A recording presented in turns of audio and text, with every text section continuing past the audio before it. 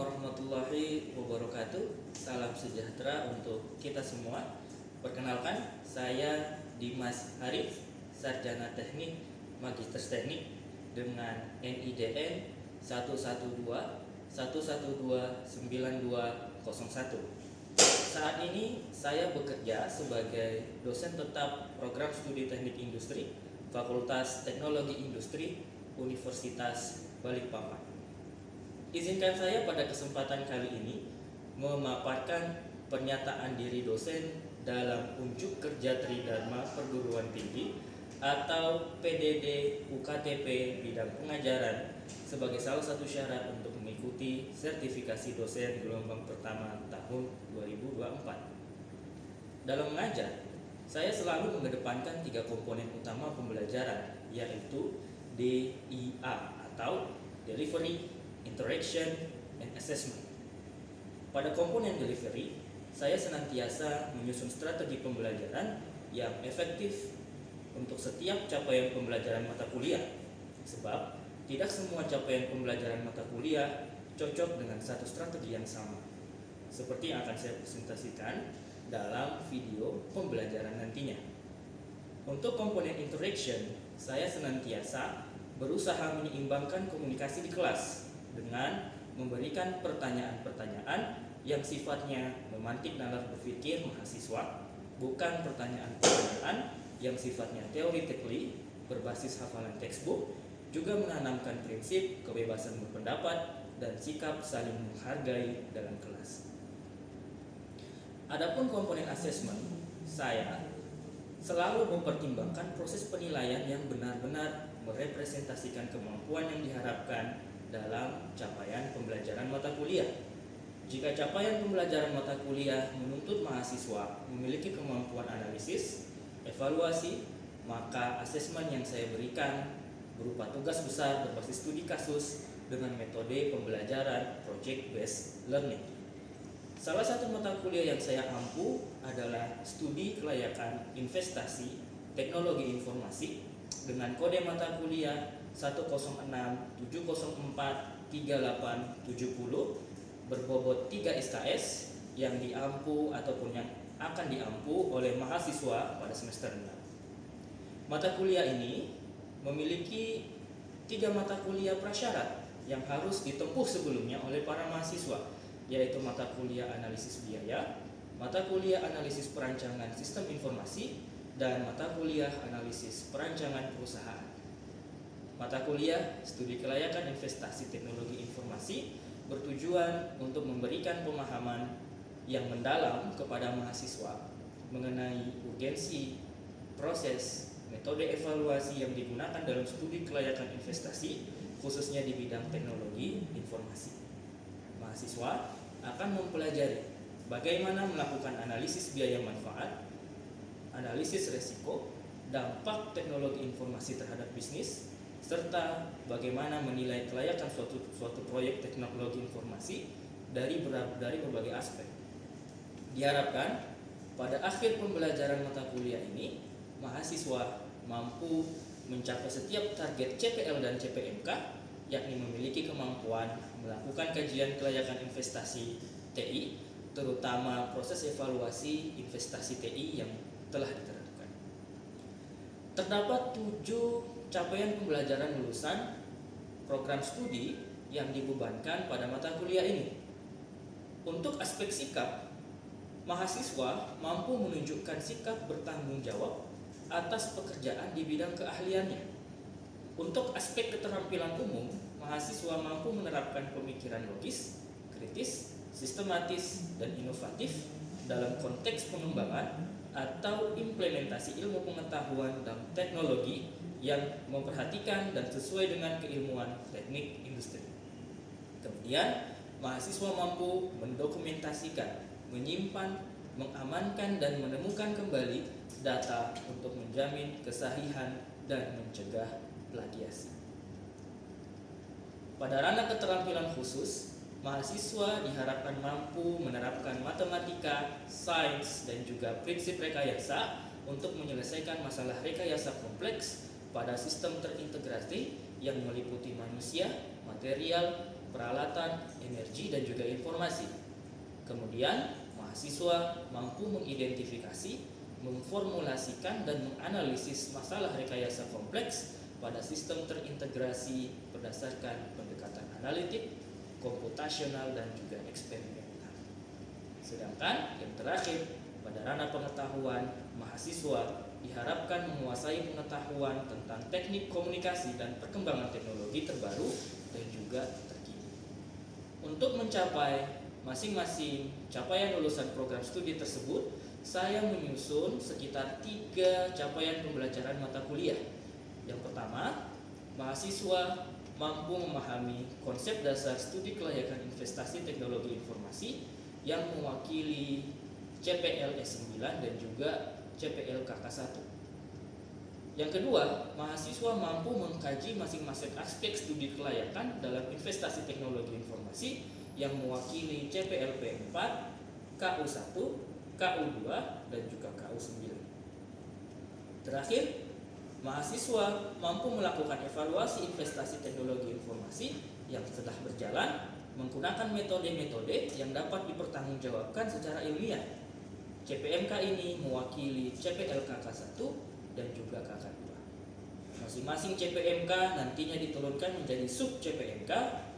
Nah, pada mata kuliah ini terdapat sekitar 8 sub CPMK, yaitu yang pertama, mahasiswa memahami konsep berpikir sistem dan dalam pemanfaatan teknologi informasi atau yang biasa kita kenal dengan system of thinking. Yang kedua, mahasiswa memahami konsep dasar studi kelayakan investasi TI. Yang ketiga, mahasiswa mampu mengkaji aspek finansial perencanaan investasi TI. Yang keempat, mahasiswa mampu melakukan kajian kelayakan operasional investasi TI. Kemudian yang kelima, mahasiswa mampu mengkaji aspek teknis perencanaan investasi TI. Yang keenam, mahasiswa mampu mengkaji aspek pasar perencanaan investasi TI. Ketujuh, mahasiswa mampu melakukan kajian resiko perencanaan investasi TI. Dan yang terakhir, mahasiswa mampu melakukan evaluasi investasi TI yang sedang berjalan. Dalam mengampu mata kuliah studi kelayakan investasi teknologi informasi, saya menggunakan 1 referensi utama dan 4 referensi pendukung. Untuk referensi utama yang saya gunakan adalah buku Information Technology Project Management oleh Schwab. Adapun referensi pendukung yang saya gunakan, yang pertama adalah Ensiklopedia Teknologi Informasi karya Khosrow Pour dengan judul Encyclopedia of Information Science and Technology edisi keempat. Kemudian sebuah buku yang dikarang oleh Johnny Cass dengan judul Startup Evolution Curve Feasibility Study. Kemudian sebuah buku The Art of System Thinking yang ditulis oleh Joseph O'Connor dan juga Ian McDermott, serta yang terakhir merupakan luaran publikasi yang saya publikasikan dengan judul Maturity Level Assessment pada Sistem Akademik Terpadu Siap Universitas Balikpapan. Adapun proses penilaian, saya menggunakan 3 unsur penilaian. Yang pertama adalah tugas, ujian tengah semester, dan ujian akhir semester. Adapun bobot penilaian masing-masing, tugas berbobot 40%, sedangkan ujian tengah semester dan juga ujian akhir semester masing-masing berbobot 30%. Untuk lebih jelasnya, pada kesempatan kali ini saya akan melakukan proses perkuliahan pada pertemuan 12, di mana pada pertemuan 12 ini saya akan membawakan materi evaluasi penerapan investasi teknologi informasi. Pada pertemuan ke-12 merupakan pertemuan pengantar untuk tugas besar mahasiswa yang mengambil mata kuliah ini, karena pada pertemuan pengantar ini mahasiswa akan diberikan sebuah tugas project based learning. Sekian, selamat menyimak proses belajar mengajar pada mata kuliah studi kelayakan investasi teknologi informasi pertemuan ke-12. Oke, assalamualaikum warahmatullahi wabarakatuh. Selamat sore teman-teman semua. Ya, semoga teman-teman semua dalam kondisi sehat walafiat semua. Kemudian dalam kondisi prima pada sore hari ini, yang saya sampaikan bisa teman-teman cerna dengan baik, kemudian kita bisa melakukan proses belajar dan mengajar dengan baik dan juga sehat ya, karena ada proses perkuliahan yang tidak sehat juga. Kita harapkan itu tidak terjadi di sesi perkuliahan kita hari ini. Ya teman-teman, di sore hari ini kita akan membahas satu subpokok bahasan setelah kemarin kita sudah bahas beberapa aspek di studi kelayakan teknologi informasi. Ya, kita sudah melakukan beberapa kajian-kajian yang layaknya kita lakukan di dalam sebuah kajian studi kelayakan. Kemudian hari ini di pertemuan kita yang ke-12 sudah hampir di akhir sesi pertemuan kita sampai kepada tahapan evaluasi investasi teknologi informasi. Teman-teman ada yang tahu apa itu evaluasi dan kenapa kita perlu mengevaluasi investasi teknologi informasi yang sudah kita jalankan? Kira-kira ada yang tahu? Coba. Ya. Putri, kenapa kita melakukan evaluasi? Untuk kita melakukan evaluasi supaya kita memahami apa yang kita lakukan sebelumnya dan ada kesalahan atau tidak. Oke, bisa. Yang lain, Nando? Kalau menurut saya sih kita melakukan evaluasi itu untuk mengidentifikasi kekuatan dan kelemahan dari suatu sistem kita. Ya, betul sekali ya. Dua hal tadi secara umum menggambarkan apa yang akan kita dapatkan pada sore hari ini. Evaluasi investasi teknologi informasi. Nah, teman-teman harus tahu banyak sekali perencanaan investasi teknologi informasi yang sudah berjalan tetapi tidak melewati tahapan evaluasi, sehingga apa yang diimplementasikan tersebut tidak bisa dideliver dengan baik untuk kebermanfaatan stakeholder di perusahaan. Banyak. Jadi salah satu contoh kasusnya ada sebuah organisasi yang beli mesin ataupun sebuah perangkat database yang begitu mahal, harganya hampir ratusan juta, tetapi manfaatnya ternyata tidak mampu dideliver dengan baik kepada stakeholder. Ini harus dievaluasi, karena kalau tidak dievaluasi, yang merasakan kerugian itu tidak cuma organisasi, tetapi juga pelanggan. Ya, kalau dia levelnya bisnis jualan, mungkin konsumen. Kalau dia levelnya organisasi universitas, ya mahasiswa sebagai orang-orang yang menikmati jasa pendidikan di situ bisa dirugikan.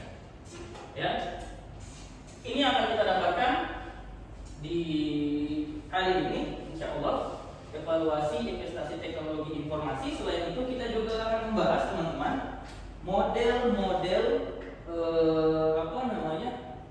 evaluasi yang bisa kita terapkan untuk mengetahui sejauh mana teknologi informasi yang sudah kita jalankan, yang sudah kita implementasikan berdampak bagi kebaikan organisasi. Ya, teman-teman bisa lihat di sini beberapa manfaat ya dari evaluasi sistem dan juga teknologi informasi ya. Seperti yang disampaikan oleh dua teman kita tadi, mengetahui keberhasilan implementasi suatu sistem atau teknologi informasi ya. Kemudian ini tadi target ya. Kita harus tahu target. Kadang ada implementasi proyek teknologi informasi yang targetnya tidak jelas. Kayak contoh pembelian database dan implementasi database yang ternyata tidak berdampak pada stakeholder yang ada di organisasi. Jadi ini kenapa? Karena targetnya tidak jelas. Target dari pembelian aset itu harus ada supaya aset benar-benar bisa didelivery dengan baik, dimanfaatkan dengan baik oleh stakeholder. Ya, itu kita bisa tahu ketiga hal ini kalau kita lakukan evaluasi teman-teman.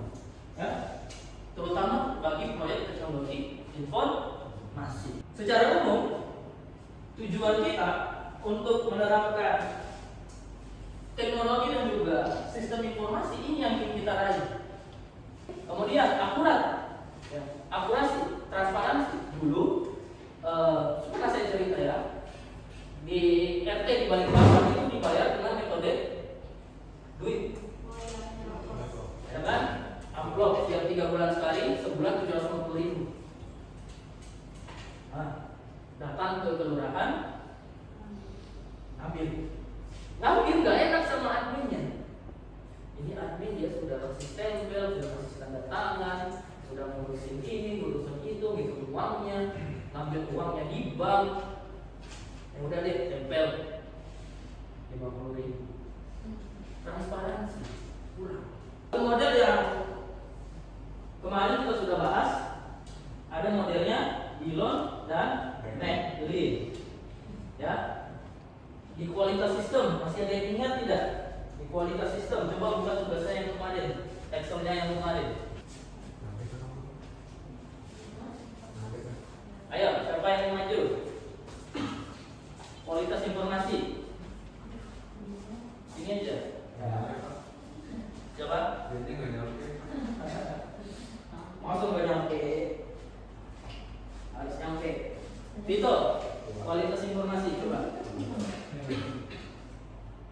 Ya. Oke, akses apa itu? Manajemen, usability, terus manajemen apa? Manajemen usability dua itu. Navigation dan juga usability. Silakan, itu.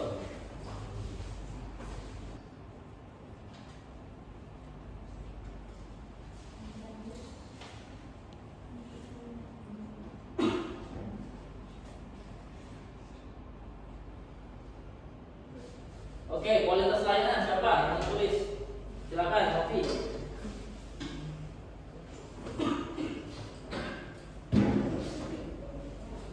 Oke, 3 ini dulu ya, baru kita jelasin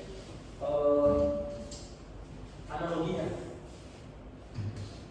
Assurance sama tanggul, empati.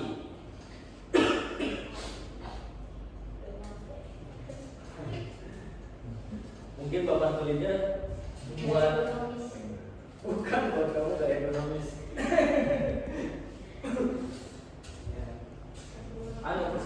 Persentil tinggi. Ya, harusnya saya saja sebenarnya nggak sampai nih ya, nggak bisa, nggak nyaman ya. Oke, ini tinggal nih. Ya. Oke. Ada tiga teman-teman ya. Akses, navigation, usability. Akses itu kemudahan akses. Kualitas sistem dilihat dari kemudahan akses. Oh iya, silakan. Kualitas akses, kemudahan akses. Kalau teman-teman pertimbangkan atau teman-teman lihat, ada nggak menjumpai situs yang susah diakses seperti kita pengen akses? Ada. Terus itu misalnya ngupload jurnal. Ya, ngupload jurnal. OJS itu memang sangat-sangat, kalau kadang kita dapat yang zong ya OJS-nya, itu kalau mau masuk saja beratnya luar biasa. Ya, ada. OJS itu online journal system website. Nah, itu harus dievaluasi penggunaan seberat. Bisa jadi berbentuk. Ya. Navigation itu petunjuk-petunjuk yang ada di mana, yang ada di website. Pernah tersesat di website ya? Sering. Website apa dan tersesat? Banyak sih. Ketika saya mencari referensi, kadang Oke. Masuk atau jantan tuh web ya? Ya, malware juga ada Pak. Jadi langsung tiba-tiba terbuka link yang lain. Terbuka Zeus. Ya. Atau mungkin teknologi ya, teknologi. Ya, sini ada teman-teman asisten lab manufaktur, ada asisten lab ergonomi. Nah, ya. Di manufaktur alat-alatnya misalnya Gerindra, kemudian 3D printing, itu kan harus ada navigasinya. Navigasi dalam bentuk buku panduan, ya. Itu harus jelas sehingga bisa kita fungsikan, gitu ya. Kemudian ada usability, kegunaan. Bahwasanya kita benar-benar bisa memanfaatkan teknologi itu untuk menyelesaikan masalah kita. Jangan sampai kita menyelesaikan atau teknologi yang kita bikin, yang kita buat tidak mampu menyelesaikan masalah kita. Ya, ada sampai ada anekdot. Ya, kadang kita itu buruk-buruknya tinggi. Kalau teknologi, berbicara teknologi harus tinggi, harus 5.0, kemudian digitalisasi 4.0 dan sebagainya. Padahal ranah industri pasti levelnya ya mengedepankan modal berupa manpower. Ya, kita masih modal manpower, kita jauh bicara 5.0, 4.0. Definisi 4.0, 5.0 itu apa sih? Ya, kita masih bagaimana caranya kita menerapkan itu kalau kita masih bermodalkan manpower yang tinggi sekali. Bahkan kita adalah salah satu negara buruh terbanyak. Ya. Padahal kan kalau kita sudah 5.0, segala proses sistem operasi yang ada di situ kita libatkan sistem yang terkomputerisasi. Dan bahkan ada yang mendefinisikan 4.0 itu tidak lagi melibatkan mahasiswa dalam tahapan teknis sampai se-ekstrem itu. Kalau definisi ini kita ambil dan kita terapkan di negara kita, dan kita belum bisa menyentuh ranah itu lah. Ya, masih ada tahapan-tahapan, silakan langsung. Ya, masih ada tahapan-tahapan yang akan kita lalui, teman-teman. Ya, jadi ada yang bilang begini, jangan memotong benang menggunakan gerinda. Ya, paham nggak maksudnya? Paham ya? Paham. Kamu mau potong benang nih, ini masalah nih benang. Ya, masalah ini benang. Kamu butuh sesuatu yang bisa memutuskan benang. Yang kamu cari, teknologi yang kamu cari adalah gerinda. Bukan pandai, kan gerinda ya. Ke lab dulu ya. Ke lab. Kenapa kamu ke lab malam-malam jam 12? Ini ada tali, harus saya putusin. Ya, saya harus pakai gerinda. Ini kan sama saja buang-buang ya potensi dan bekerja tidak sesuai dengan apa yang diperuntukkan. Nah, banyak sekali teknologi informasi seperti itu di negara kita sendiri. Betul, tidak sesuai. Beli laptop Alienware harga 54 juta. Spreadsheet ada kerjanya Excel. Ya. Coba. Nah, gitu kan. Pakai main game jangan. Beli.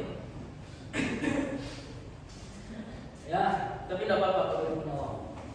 Tapi kalau organisasi kantor itu pemborosan. Boleh kalau pakai uang kan? Oh. Ya, ini salah satu model.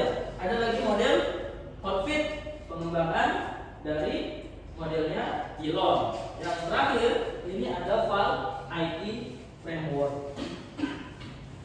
Sama ya, ada 3 variabel di sini, teman-teman bisa lihat. Ada value governance, ya, ada portfolio management, ada investment management. Sama ya, 3 ini. Bagusnya kalau di file IT, atribut dari ketiga variabel ini itu dia munculkan sudah ada. Jadi kalau governance ada berapa atributnya, portfolio manajemen ada berapa atributnya, kemudian investment management ada berapa atributnya. Jadi nanti kita tinggal susun questionnaire seperti ini, ya. Pada governance misalnya atribut pada governance pertama, ya, ada VG1 sampai VGN. Kemudian atribut portfolio manajemen sampai PM ke M. Investment management juga demikian sampai IM ke M. Nah, di sini nanti kita gunakan maturity level assessment, atau kalau yang normal yang biasa kita dengar pakai skala Likert, cuman paradigmanya kita gunakan MLA, maturity level assessment, untuk mengetahui sejauh mana ya posisi tata kelola investasi teknologi informasi yang dilakukan atau yang dicapai. Ya, nah ini ada tugas ya, jadi tugas yang juga didapatkan oleh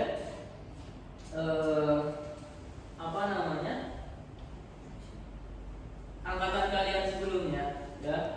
Jadi pas pandemi itu kan heboh-hebohnya orang IP sistem informasi departemen, jangankan departemen, sub departemen masing-masing punya sistem informasi sendiri. PNS itu punya sistem informasi sampai ribuan sistem informasi, ya, departemen negara.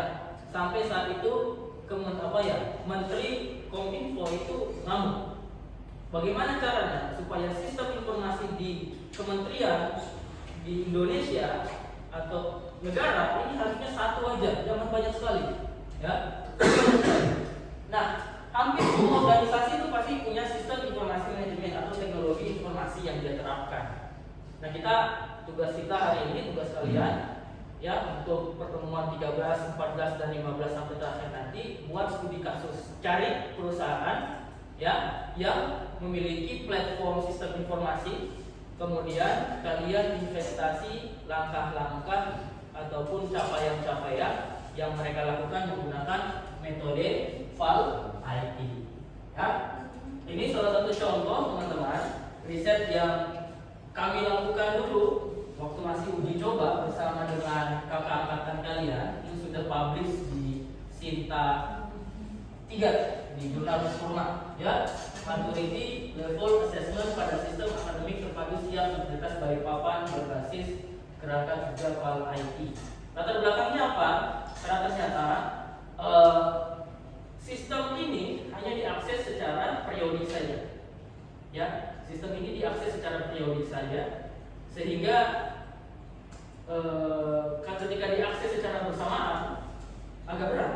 Nah, mari kita lakukan proses evaluasi kira-kira apa yang bisa dicapai dan apa yang belum dicapai oleh pengelola SIAT ini. Oke? Ya, nanti kelompoknya sesuai dengan kelompok yang sudah kita bagi, ya. Nanti kalau teman-teman misalnya perlu diskusi atau perlu membentuk kuesioner, kita akan diskusikan di sesi diskusi, dan juga kita akan diskusikan nanti di pertemuan ke-13, 14, dan juga 15. Oke, sampai sini kira-kira ada yang ingin ditanyakan tentang tugasnya, teman-teman? Jadi kalau mau ditanya mau pakai metode TAM atau tidak atau VAL IT, kita pakai VAL IT dulu, ya, untuk sesi kita kali ini. Jadi Pak, kayak cari perusahaan yang pakai sistem informasi, Pak? Iya, jadi bisa organisasi masyarakat. Sekarang rata-rata organisasi masyarakat itu sudah punya sistem informasi, ya. Kalau teman-teman bisa lihat ormas-ormas yang cukup besar juga sudah punya sistem informasi sendiri. Bahkan di beberapa universitas ada beberapa lembaganya yang juga pakai sistem informasi sendiri, ya. Kemudian kalau bisa akses ke perusahaan lebih baik. Kalau teman-teman bisa masuk izin penelitian di perusahaan atau di industri bisa lebih baik. Atau kalau mau cek sistem informasi di sekolah kan ada, ya, bisa juga, ya. Rumah sakit, nanti rumah sakit lagi gencar-gencarnya, ya, menerapkan sistem informasi. Jadi dulu rumah sakit yang bagus itu yang kalau antriannya pakai sistem informasi, ya, masuk salah satu poin akreditasi rumah sakit. Jadi mereka lagi gencar-gencarnya membangun sistem informasi berbasis website dan juga aplikasi, ya. Itu bisa kalau misalnya mau izin di situ, kamu bisa nggak, ya, melakukan evaluasi investasi tadi. VAL IT ini bagusnya tidak sampai menyentuh ranah dalam dari organisasi. Ya kan biasa perusahaan itu ada orgas. Kalau sudah menyentuh ranah dapurnya, kamu siapa? Harus mau membrak-abrik dapur saya? Tidak. Jadi VAL IT ini dirancang memang secara begitu baiknya sehingga kita bisa memposisikan posisi investasi TI tersebut, ya, tanpa mengobrak-abrik ranah dapur dari organisasi tersebut. Oke, jelas? Jelas, ya? Mungkin sampai sini dulu perkuliahan kita hari ini. Lebih kurangnya mohon dimaafkan. Ya, nanti kita akan, kalau ada sesi diskusi, kita akan lanjutkan di sesi diskusi setelah set itu. Assalamualaikum warahmatullahi wabarakatuh. Selamat sore.